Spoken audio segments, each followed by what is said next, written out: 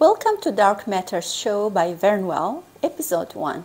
I am Malak Trabelsi Loeb, the founder and the managing director of Vernewell Management Consultancies, space and deep tech focused Dubai-based consultancy firm.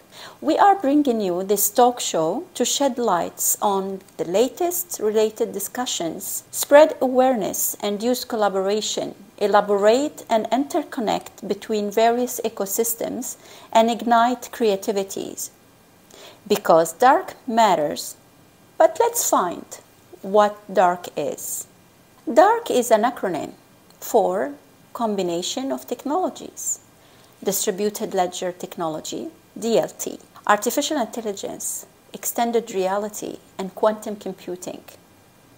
We are all aware that these technologies are paving the way toward unprecedented breakthroughs and the new possibilities for a wide range of industries and businesses. In today's show, we will present why DARQ matters, and I am happy to share thoughts with Vernewell's esteemed team and advisory board members, Dr. Sadegh Ebrahimi.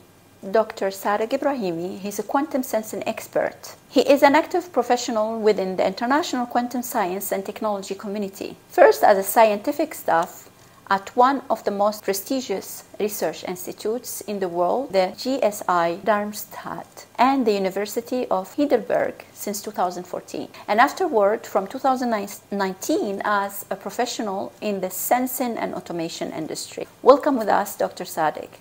To find why these technologies are important, we will answer various questions. In fact, distributed ledgers technology has emerged as one of the most successful DARQ technologies. Blockchain and cryptocurrencies are its most well-known applications when they initially became available on the market. There was a lot of hype surrounding blockchain technology, but Bitcoin has now gained momentum and value. Blockchain usage has also increased in recent years, transforming the digital world and attracting investors to be part of this transformative technology. Now let's hear, Sadegh, why quantum technologies matter.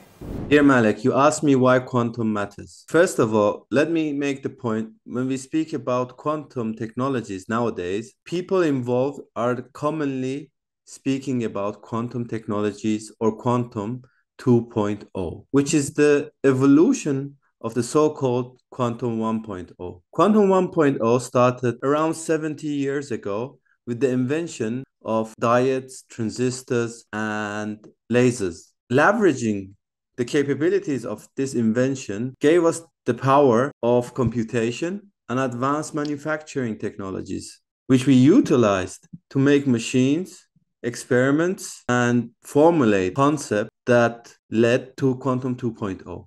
In quantum 2.0, we can do computation, simulation, measurement, and communication in a whole new level of complexity, beauty, and, let's say, performance, in a manner that we can address problems that previously would be classified as an unsolvable problem or highly time-consuming, computation-intensive, or measurements that formerly were considered to be impossible because we were not sensitive enough. We didn't have dynamic range that were good enough. And all in all, I would say that quantum matters because now we have a variety of colorful new tools in our toolbox. We can apply them to solve problems. We can apply them to make new advancements in our communication, in our computation, in our sensing. And you know what? From my perspective, the best is yet to come. And we are waiting for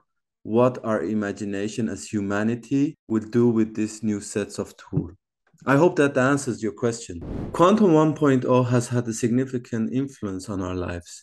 Imagine a world without laser. Imagine a world without transistors. Imagine a world where you still would be using a map. When you use a map to navigate nowadays, you basically go to your phone or to your car and use your sat-nav, your navigation system, which is highly dependent on quantum technologies. Or when you go to a hospital and use an MRI machine I hope not everyone goes there, but if you one day need to go there and use an MRI machine, in your treatment, a quantum technology is being used directly. Quantum technologies have been constantly improving our lives underneath many other technologies. But Quantum 2.0 now is in a level of advancement that comes on the surface in the media, and you hear about it every day because there's no other technologies that can basically transform the way that we live in the near future. Some application 3 to 5 years, some applications 5 to 10 years, and some beyond that. And the effect and the change that we are expecting from quantum technologies is a considerable one. It was a great insight and very informative, as usual, Sadegh. I would touch upon the question why artificial intelligence and extended reality are also important and how they are contributing to the witnessed technological evolution. Artificial intelligence is the technology that has the greatest visible influence in recent years. AI applications in use today are already helping improve procedures and influencing tactical decision making. We see AI in our daily lives, whether in smart home gadgets, online banking applications, or online shopping experiences. When it comes to all immersive technologies, such as augmented reality or AR, virtual reality VR, and mixed reality, they are included in extended reality XR, MR technology. These technologies expand the reality we encounter by combining the virtual and real world or by producing a completely immersive experience. These technologies may be found in gaming and applications that allow us to imagine a different reality. XR improves the human visual experience and engages individuals in ways that were not previously conceivable. That's why DARQ matters. I would ask Sadegh now how quantum technologies are changing the world, and would also add what are their future promises to humanity. How quantum technologies are applied is a good question. How will they change, or how are they changing our life, is also a good question. So basically, I have to ask you to close your eyes, imagine a world that there is no transistors in it. Or imagine a world that we don't have this advancement in laser or photonic systems. They do belong to quantum 1.0, and they are quantum technologies of the older generation. There are some applications that do belong from a categorization perspective into quantum 2.0, such as your navigation system, navigation satellites. If you're commuting every day to your work, to your beloved ones, or whatever, you're using a navigation system, a map that is most probably connected to a satellite. And satellites highly depend on quantum technologies. If you have ever been to a hospital to use an MRI machine for your treatment or support somebody that is using an MRI machine, you have been exposed to a quantum 2.0 machine already. And all of this being said, our life is already heavily influenced by quantum technologies. Nowadays, we are seeing the entrance of quantum cybersecurity devices that belong to the second generation more and more into the industry and into the communication industry in anywhere that data is being handled, because the threat of hackers, data bridging, loss of sensitive information is getting ever more concerning. Therefore, companies, to generate a line of defense that is more resilient, have reached out to resources such as quantum cryptography. Some companies are already using them, and it has an estimate 2% of the cybersecurity space business value.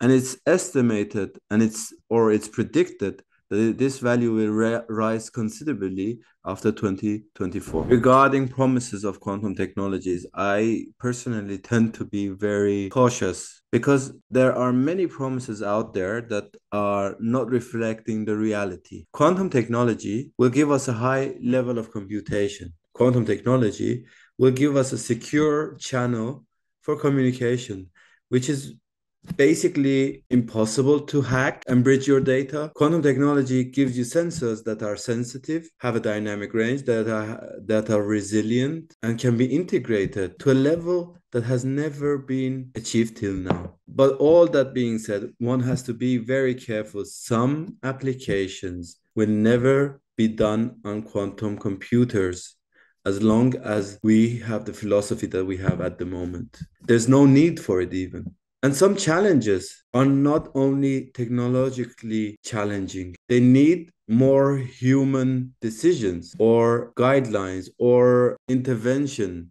to be solved, such as climate change. We don't need new technologies to solve climate change. We need to act on it. All of that put aside. I'll put all of that aside, and I would like to say what I personally think quantum technology will deliver us. When in 1950s, people made the first transistor radio, nobody thought that in the near future, we will have such an amount of computation and communication level in the palm of our hands. So I personally tend to think the best is yet to come.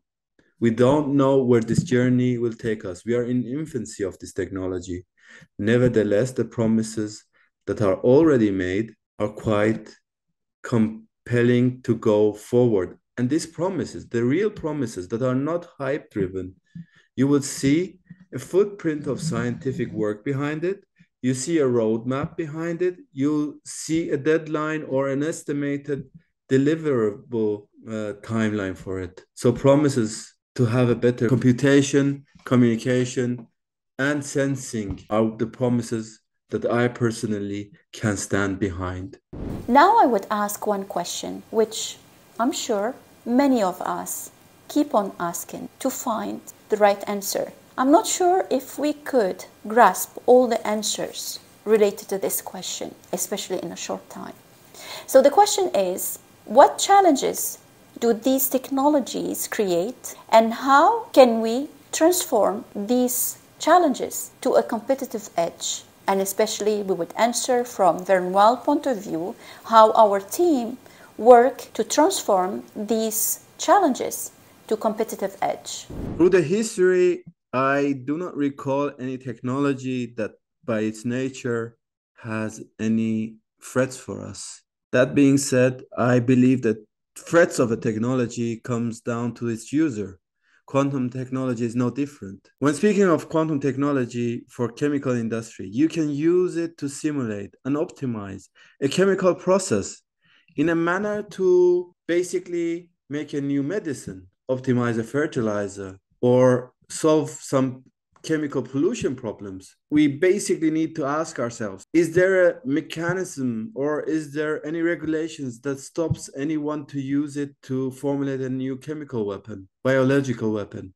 When you're speaking about quantum communication, basically any non-post-quantum algorithm encryption system will be susceptible to a quantum computer. If you have data that is not protected by post-quantum algorithms, it's an open door and an invitation for people that are basically concentrated on stealing information, sensitive information, and damaging others. It may not be the case that they are decrypting your data today, but there is a big strategy called steal now, decrypt later. And one should also mention that quantum computers that are quantum cryptographically relevant in mass market are one type of machines, and functional quantum computers are another type of machine. There's no guarantee that there is no quantum functional machine somewhere in the labs of some organization. So it is logic to make your data safe today. It can be done by quantum technologies, but as I've said, quantum technologies can decrypt your systems. Quantum sensing, it can be used to detect faintest signal of your body. If you have a modern smartwatch, you have an ECG on your hand probably, which is measuring the electric signal of your body. With quantum sensors, you will be able to have MCGs, which you will measure the magnetic pulse of your neural system or your body cells, a new depth in the information. These sensitive magnetic sensors, on the other hand, can make weaponry fatal in a manner that has never been before. So what I mean is a very complicated issue. And at the end of the day, if we are going to achieve a sustainable, democratized, good for everyone quantum technology, we need to have a moral campus. At Vernewell, our experience in this direction, I'm quite sure that we can help you build your organization's moral campus. Challenges are, first of all, awareness. Most of the critical decision makers are not aware what it needs to be done. What is this technology about even? At Vernewell, we are there to help you to understand what this technology is about. What can you do with it? Is it a hype for your organization or is it a reality? What is your real use case with this technology? Then there is a lack of talent. Especially in Middle East, we have the lack of talent in the field of quantum technologies. Bridging this gap takes effort and takes expertise, which we at Vernewell are ready to offer that through our different programs that will be announced soon. Then you have the idea of who's real and who's basically hyping. You need to be able to understand your system really needs this use case, or is it just hype, or is it just cool to say that we have quantum technologies? That we can help you to understand. And last but not least, to make a moral system around this technology is very important. And as I mentioned, we will be there to help you. We are there to help you to make your roadmap, how to enter this technology, how to benefit from it, and utilize it for a better business model, business future for your company and your business. Our final talk is around DARQ technologies as a whole. While DARQ's combined technologies are starting to make major advances with the potential to have global influence, industry leaders like IBM and Google have already developed their own DARQ experiences, while Amazon, LinkedIn, Facebook, Netflix, and other tech giants are currently implementing one or few combined DARQ features for the ideal customer experience. Progressively, more firms will join the race and compete to achieve a competitive advantage. DARQ has the potential to change the game and make paradigm shift across industries and sectors. And let's not forget their potential in security and defense, which will be addressed in future episodes. As per Accenture, 89% of organizations are currently experimenting with one or more DARQ technologies, anticipating that these technologies combined will be major differentiators, which heavily impact investments in activities supported by DARQs. Vernewell is here to help businesses adapt to change and embrace new technologies in order to prosper, while managing their potential risks and raising awareness on their potentials as well as their threats in order to overcome them and transform the challenges into competitive edge. DARQ matters because they have the potential to alter capabilities around security, personalized experiences, and sophisticated problem solving. And it will be intriguing to address these matters in coming episodes of DARQ Matters. Thank you very much, and please don't forget to follow us on our social media, LinkedIn, Facebook, Instagram, and also YouTube. Stay tuned for further ones. Thank you. Bye-bye.